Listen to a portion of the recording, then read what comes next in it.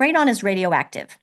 And so what happens is as it decays and becomes radioactive, it enters your lungs as you inhale, and those radioactive particles damage your lung cells, damage the cells and the DNA of the cells that line your lungs.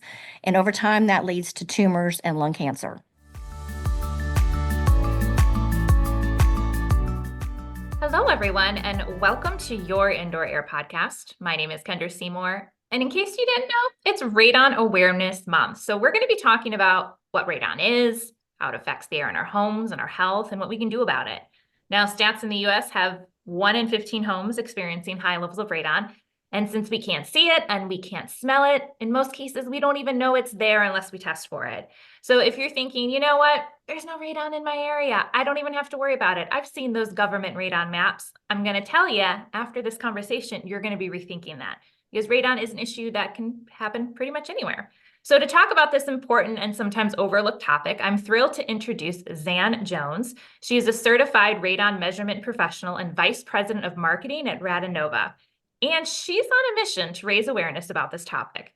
Now, if you're thinking, why should I care about this? We're going to get into that. But high level, I'm wondering if you know that radon is the #1 cause of lung cancer in non-smokers and the #2 cause of lung cancers nationwide. So it's something we all should be paying attention to. So thank you, Zan, so much for being here. Thank you so much, Kendra. So let's jump in. When you and I spoke before, some of the information you were sharing, I knew enough about radon. In my own home, I have a radon mitigation system. But for those listening, help us understand, what is radon? How does it get into our homes?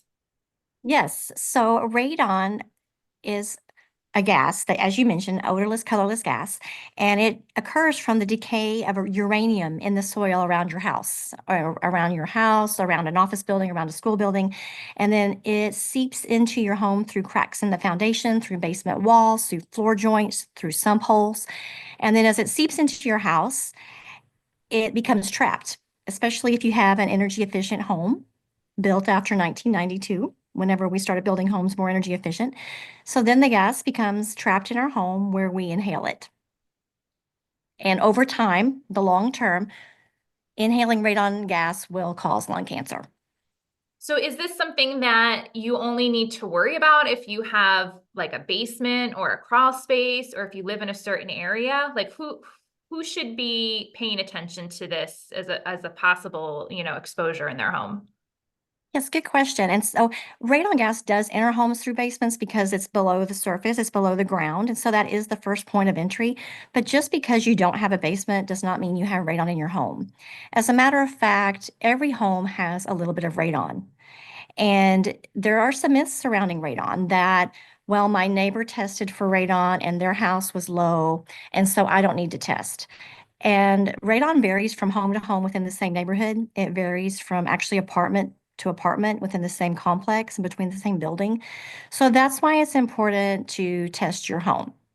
Yeah. Okay, so that's really good to know, because I know sometimes people will say that, oh, well, the neighbors on both sides are fine, but it really is unique to the home and the situation and, building tightness and things like that. So does it matter where in the country I live then? Or I know if you've ever seen some of those radon maps from the government, you might think, oh, I'm not in an area that I have to worry about that. But I know you think differently, and your information supports a different case. Can you talk to us about that? Sure, yes, and that's such a good point because radon maps have been around for about 30 years. The one that the EPA has published is about 30 years old, and they'll be the first to admit that it is an older and possibly outdated map.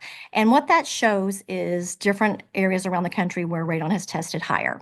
I mean, what we know is that even in areas that on that radon map show as low, there can be homes in that area that are 5 and 6 times the actionable limit for radon exposure. We also know that those maps, that radon varies over time. And so just because it was high, radon was high in the area this week, next week it might be different. This area may be different over time. And so additionally, it's important to know that these maps were developed on people who have tested their homes. Mm. So who typically tests for radon? That's interesting fact because it's typically people who are aware of radon. They are maybe in a different socioeconomic demographic because they're in an area where they've been educated about the potential for indoor radon exposure in their house. They may have the ability to afford a radon test. And so these maps can kind of artificially leave out people in areas that don't have the means to actually test their home and fix their homes. And so this whole segment of population, this whole segment of demographics and parts of cities and parts of states are underrepresented in that radon map. Yeah. Yeah. So let's talk about testing then, because I know when I bought my home, we had an inspection, and in the area that I'm in, it was required that new builds have a radon mitigation system installed, but it didn't have to be turned on. And as the homeowner purchaser, we did a test to see what our radon levels were, and decided to turn on the system even though it was below level. So talk to us about, how do we test for this? What does that look like? And then let's talk about permissible exposure limits, or what the government currently has as, this level is safe versus this level might need mitigation. Sure. And there's different ways to test for radon in your home. So first you can get your own radon test and put it in your home. We recommend that you place the radon test kit in the lowest lived in area of your home, a living room. Stay away from areas of water like the bathroom or the kitchen. And you can also hire a certified radon measurement professional to come out and test your home. They typically will use an electronic instrument to test your home. And so there's different ways. If you go to a website to find a certified radon testing professional, you're able to look up by zip code to find someone that can come test. But the Easy Home Radon Test, you can test for 2 to 4 days. You can also test for up to a year. So the longer you're able to test, the more accurate the radon test will be of your overall average radon level.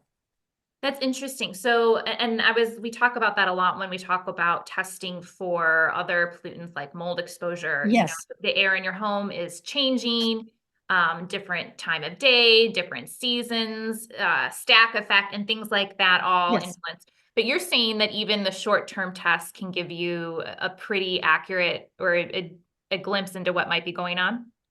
Yes, in the United States, it's a common protocol to test with a short-term test, a 2 to 4 day test. Okay. But there are some things that you should keep in mind, and that is that a short-term test isn't always the best indicator of what the radon level will be over time. So it could be really high those 2 days, 2 to 4 days, or really low. So you could get an artificial indication of what the radon level is. However, it does let you know. And if it's raining or there's bad thunderstorms or the weather is unusual those days, then the test can be influenced by that in a way that can make it either seem higher or lower than it really is in the home. Yeah. So I think that's a good thing. It's a data point, right? But no That's test right. is perfect, and it's not an end all be all. So if somebody gets to do it as home test and they send it out and they get the results, what are they looking for in terms of, yeah, my home might have a problem, I'm going to need to consider an intervention, versus I'm good for right now? Yes. So Kendra, you mentioned earlier the limits. And so there are limits within the United States, Canada, and the World Health Organization. So the World Health Organization recommends the upper limit for radon to be 2.7 picocuries per liter. Picocurie is named after Marie Curie, which we can talk about as well, but she's I a would love really that. interesting person. And 100 becquerels per meter cubed as the upper limits. But then when you get to the United States, our upper limit is 4.0 picocuries per liter, which is higher than what the World Health Organization actually recommends as the upper limit. But in the United States, 4.0 picocuries per liter, if you receive a home radon test or radon test results and it's 4.0 or higher, then you should consider a radon mitigation system for your home to help bring the level down to a safer level. And then once the radon mitigation system is installed, then doing a post-test as well to confirm that the radon level is being brought down to below 4.0. So like, what if someone has like a 2.5, Mhm. and it's kind of borderline? Do you recommend they wait and test again and see if it's higher? Do you recommend that they consider mitigation anyway? Well, there's different schools of thought on that. Some Yeah. people say there's no safe level of radon in your home, but the upper limit in the United States, if a professional comes to test your house, or if you get radon results, 4.0 or anything below 4.0, they would recommend as being within the limit. Yeah. And it's higher in Canada, right? We have a lot of listeners there. I think their levels. Yes, in Canada, the limit is 200 becquerels per meter cubed. That's their upper limit, whereas the World Health Organization says 100. So Mhm. Canada is twice what the World Health Organization calls for. But Canada's at 200 becquerels per meter cubed, which in the United States, that would equate to about 5.4 picocuries per liter. Okay. I think when sometimes people hear about things like this and they just start hearing like, cha-ching, cha-ching, like what Mhm. is the cost to fix this? So let's talk about, because I do want to get into a little bit. It's super interesting why we test for this, and you had mentioned Yes, Marie Curie and stuff. But yes. let's talk first about what is the solution to this? Do we have to move out of our houses? What's an option here? Yes, so the one myth about radon is that you can't get it out of your home. That's a myth. You can. You can actually very successfully, with a mitigation system, with proper ventilation in an office building or in a school building, get the radon levels down to a level that's safe and considered safe or considered within the limit. So, and a lot of people, when their radon level comes back high, they get concerned that they should move out of their home until it's fixed. That's not the case. Radon is not something that kills you overnight. That's fatal in an instant. It's long-term exposure. And so there's no need to get excited or scared or afraid over this being an immediate issue, but it is a long-term health problem. So, for example, when you inhale radon is radioactive.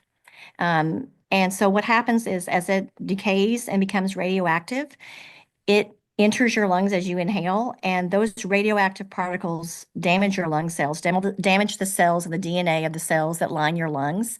And over time, that leads to tumors and lung cancer. And it also leads to other things. There was a study that just came out last year from Oregon State that actually linked it to childhood leukemia. Mm. And so it's not just lung cancer, but other cancers.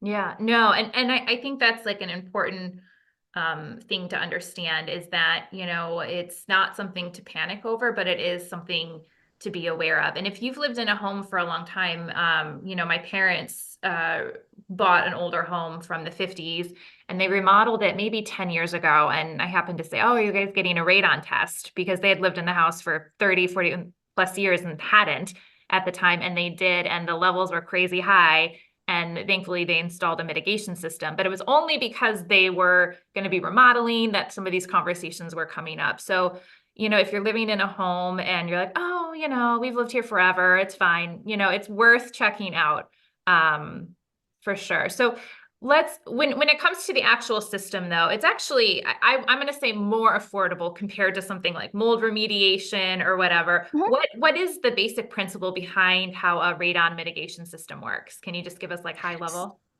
Yes, so basically it pulls the radon up out of the soil under your home and sucks it out and blows it out. So usually it's a sub-slab system where you dig a suction pit in the basement floor or underneath the foundation. You might put a sheeting over the foundation, and then you have a pipe that runs up through the home or sometimes on the outside of the home with a fan that's installed that actually pulls the radon, sucks, so to speak, the radon up from the foundation and then ventilates it up out of the home into the atmosphere. Yeah. What is and I know it varies by area and where you live, but can you give us a range of what something like that costs? Yes, I would Yeah. say anywhere from $1,500 to $3,000 Yeah. in Yeah. that range. And is there any kind of maintenance associated with those that people like, once a year, are they having to do anything, or is it just make sure it's still operating? What's the upkeep on that? Yes, so most radon mitigation systems have very nice warranties. They warranty their product, and typically it just keeps running for years. Sometimes the fan can go out or stop running or maybe accidentally get turned off. And so that's why the EPA recommends that you do test your home every 2 years for radon. And to your point earlier about doing a home remodeling project, anytime you remodel your home, that's also another recommendation by the EPA that you test your home for radon because you're changing the ventilation and the airflow around your house when you do a home remodeling project. And they also test anytime you move to a new home to know what the radon level is in that new home. And I know mine, it's down in our basement and the area is unfinished and I can see if it's working and when it's not. That's So right, there's with the a visual manometer. cue. Yep. If Correct. maybe something has gone out. I know we lived in a house previously where it had stopped working and we were able Yes. to see on there. So Yes.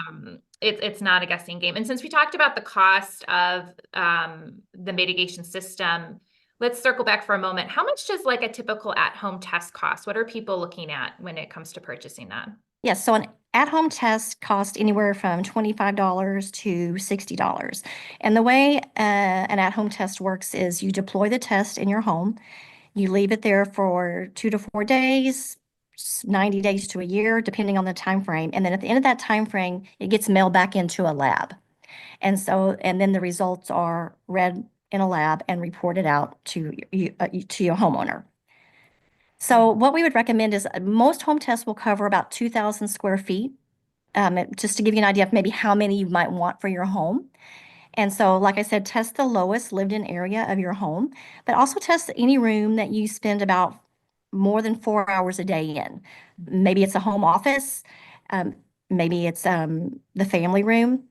The only rooms I would leave out definitely are the kitchen and a bathroom. Yeah. Yeah. No, that's really helpful advice. Now, we had kind of mentioned before, and I think it's really interesting to talk about because you mentioned radioactivity. And even if people aren't familiar with radon, they are familiar with that word, radioactivity. They know that is a bad thing. I don't want to be exposed to radiation, but can you tell us how in the US we finally started? There was a really interesting story you told me. I don't, was it Sure. a nuclear power plant and how Yes. testing for that all came about because it was super interesting. Yes. So really the reason we're tested for radon here in the United States is because of Stanley Watrous. And Stanley Watrous was an engineer for the Limerick nuclear power plant in Pennsylvania. And he had recently moved in 1984 to Pennsylvania with his family to be the new engineer opening up this new power plant. And the power plant installed radiation detectors so that as people left the plant at the end of the day, to make sure that they weren't carrying radiation back into the community, to their homes. Well, even before the power plant was fully operational, Stanley Watrous was setting off the radiation detectors on his way into work before he'd even been to work. And so they couldn't figure out, why is he setting off the radiation detectors when he's coming to work versus when he's leaving work. This led them to then go test his home, and they figured out that he was bringing obviously the radiation in on his body and on his clothing. And they tested his home for radiation. It was 700 times the limit. It was at 2,700. The radon in his home was 2,700 picocuries per liter. Now, mind you, the limit is 4. So they moved his family out. The EPA moved in, did lots of testing. The people in the neighborhood also got scared. They tested the homes in the neighborhood. But the short story is they actually mitigated his home with the radon mitigation system, and the family moved back in.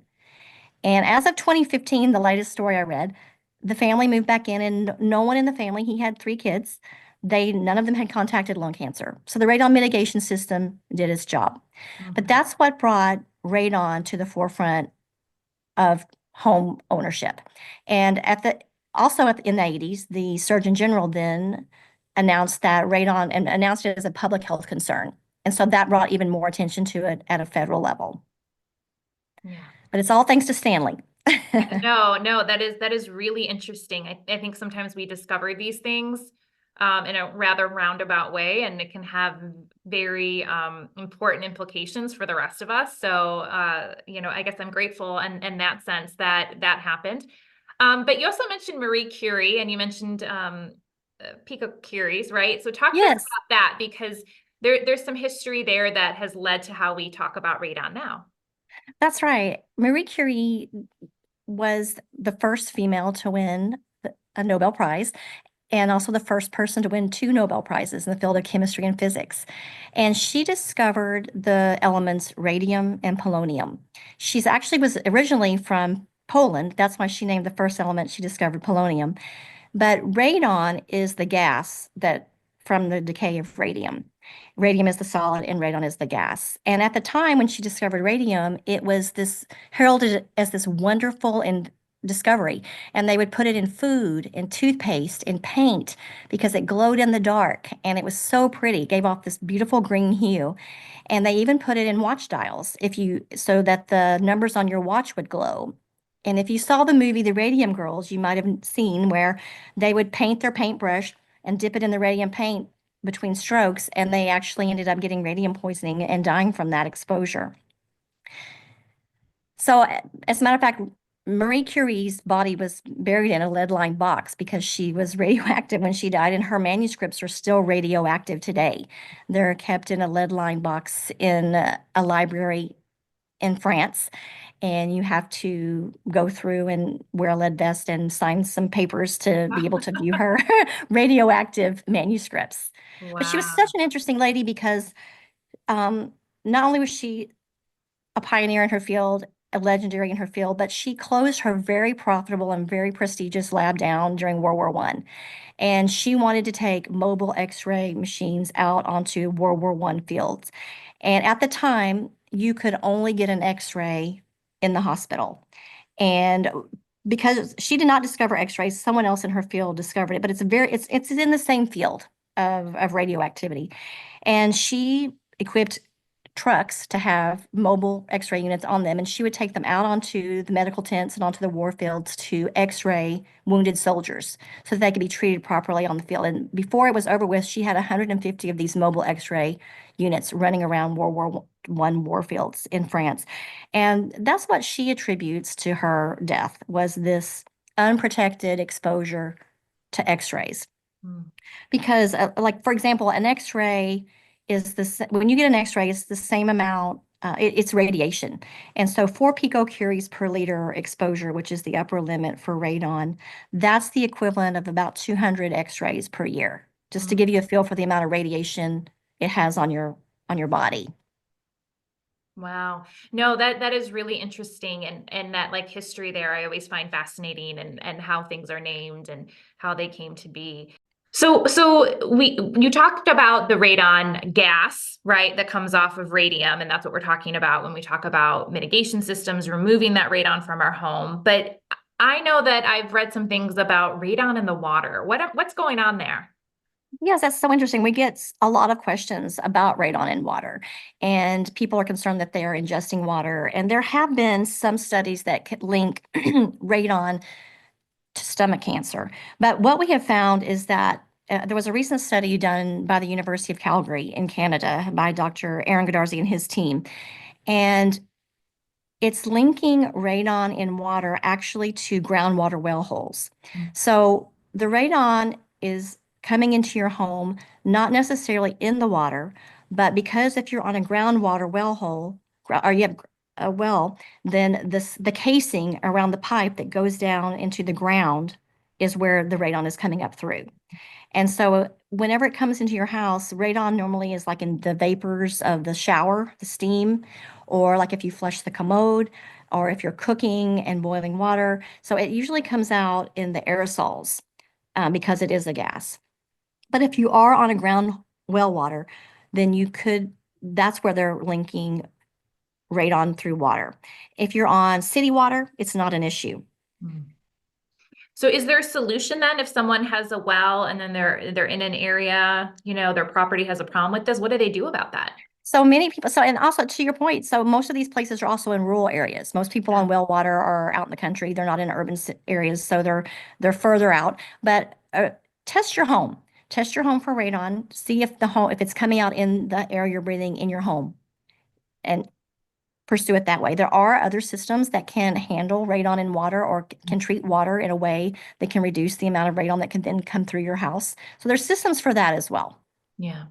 So that's in our home. We have a little bit more control about over that. But what about like rentals or big apartment buildings or even things like school or a place of work? Like, is that something we can ask, the landlord, or we can ask maybe the company we work for or the school? Like, are there any rules around that or laws requiring schools to test for radon? Yes, there are some states in the United States. I think it's about a little less than 20% of the states do have a requirement, and there's some states that require daycare centers and home daycare centers to test for radon. So there are some requirements to test, but it really needs to come from um, a request in the community. So because a school is you can certainly get exposed to radon in a school because people spend 10 hours a day in the school.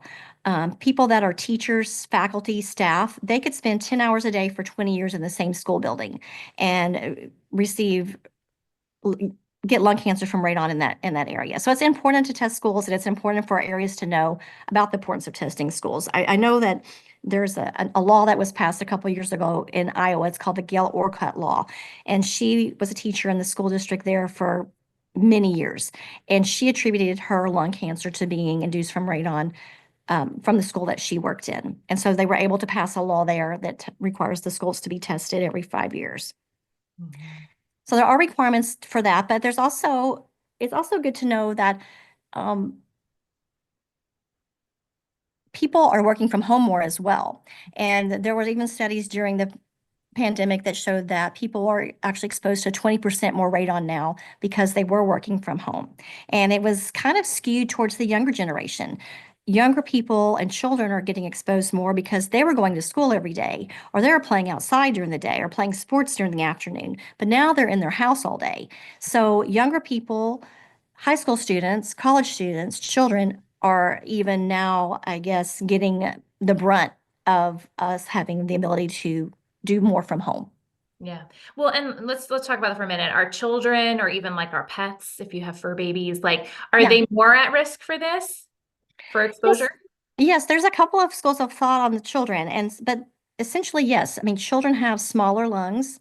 They have faster breathing rates. That in makes them breathe in more of a dose quicker. They also, the younger that you're exposed to radon, that starts the long-term clock ticking. So radon exposure over the long term is what causes lung cancer. So if you're exposed when you're 8 or 10 years old, by the time you're 20 or 30, you've already had 20 years of exposure. And so that's why we see people in their late 20s, early 30s with lung cancer. Pets as well. Pets spend all their time on the floor. They spend their time on the ground, they're close to the floor, they're on the basement, they're in the dirt. They have smaller lungs and they have faster breathing rates than even children. So they can get exposed to radon as well. And there have been a few studies that do link radon to illness in pets as well. Mhm. So, I think one of the things as we kind of wrap up here, I know we're low on time, we've talked about where, you can get an at-home test. We've talked about mitigation and what that looks like. Do you have any tips if someone is looking to hire a company to install a mitigation system? Because when we talk about mold, it's not a very regulated industry. There are a lot of practices that pass as remediation that are insufficient and even unsafe. And so I'm wondering, is the same kind of problems occurring when it comes to finding someone to install the radon mitigation system? Are there things to avoid or certain questions we should ask? How do we find a good company? I guess Yes, is the so I would question. recommend that there's the NRPP website is the National Radon Proficiency. And that's the requirement for getting certified to be a radon mitigator and also to be a certified radon measurement professional. And so if you go to that website, nrpp.org, and you type in your zip code, that will give you people in your zip code that are certified to do radon mitigation and radon testing. And also you can do an at-home test on your own as well. Yeah, that's helpful. And we'll link to that in the show notes so that people can find that easily. And being Radon Awareness Month, there's no better time than right now after you listen to this podcast, go online, buy that at-home test maybe and get started. And we'll link to that website in the show notes, like I said. So that's really helpful. Thank you so much. Now, the last thing I have, are you aware of, because again, like there's always a cost factor here. Are there any like state or government programs if somebody can't afford a radon mitigation system that maybe helps them, get this system in their home? Are you aware of anything like that? Yes, there's not a lot, but there are two that potentially can work. Now, both of these don't say we definitely cover radon mitigation, but they don't say that we don't. Okay. So one is the HUD funded Community Development Block Grant. It's called the CDBG. And those are usually implemented in city or counties. So you could look to your city or county and see if there's a CDBG grant that you could, or CDBG that you could qualify for if you were needing help with your radon mitigation system in your home. The USDA also has a repair loan program for rural housing. And I think they're kind of loose with how they define rural housing, and that is something that you would look at more with the USDA in your state. Okay. Okay. Yeah. And we'll try to link to some of that information as well, just Yes. to get people started on their search. Yes. But I think it's an important step that people can take. The initial testing fee, what do you say, $25 to $30 is not unthinkable, and for many. So something to think about as people Yes. go forward this year in 2025, when we want you all thinking about and breathing safer indoor air. Was there anything that you wanted to mention that we didn't cover? Any other myths that you're seeing out there when it comes to radon that you want to just give one last shout out for our listeners for? Sure. One thing I really want to express concern about and express sympathy for is for those suffering from lung cancer, because we know that radon causes lung cancer, and we know that smoking causes lung cancer. And there is a stigma for people that have lung cancer that somehow they smoked potentially, and so somehow they brought lung cancer upon themselves. And even if you do smoke or did smoke, that doesn't necessarily mean that you deserve lung cancer. But also just knowing that, lung cancer is the least funded of the cancers, and it's also the most fatal. And so taking away the stigma from lung cancer, knowing that it can be caused from other things, work hazards, secondhand smoke, radon exposure, just the environment in general. No, I think that's a really important point to touch upon, because there is a lot of stigma in general with any kind of environmentally acquired illness. And I think it's important that we talk about that. Thank you so much for being here and sharing a wealth of information. If people had follow-up questions or wanted to get into contact with you, how could they do that? Yes, great. I would love for them to follow Radonova on LinkedIn and connect with me on LinkedIn, Zan Jones. Love to connect there and help you further. Wonderful. And we'll link to that as well so people have that information. Thank you again so much for being here. Thank you, And Kendra. I enjoyed it.